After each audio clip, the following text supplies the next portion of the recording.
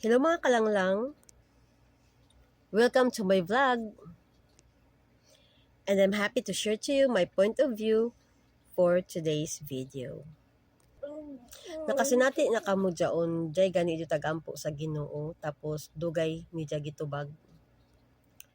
Kay dugay man ni dya tagtubag, naabot kaw sa point na magtampo kaw sa Ginoo.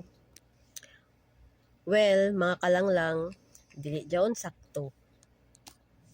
Naay mga rason ngano nga dili dadyon tubagon ni Lord ang ato mga pag-ampo. Isa daon is nakakita si Jah sa imo nga heart. Number 1, ang imo gajud heart ang ija tagtan-aw. If ang imo tag-ampo is for good, well then ihatag gajud daon ni Lord para sa imo kay ngano wayay butang na ihatag si Lord na makadaot sa imo. So if kumpara gajud sa imo, ihatag gajud daon ni Jah sa imo.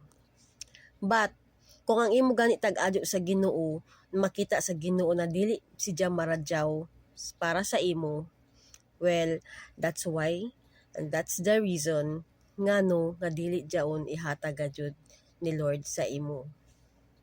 Og amo gajud jaon ka maradyaw si Lord. Kabayo si Jah mutanto kung unoy the best para sa imo.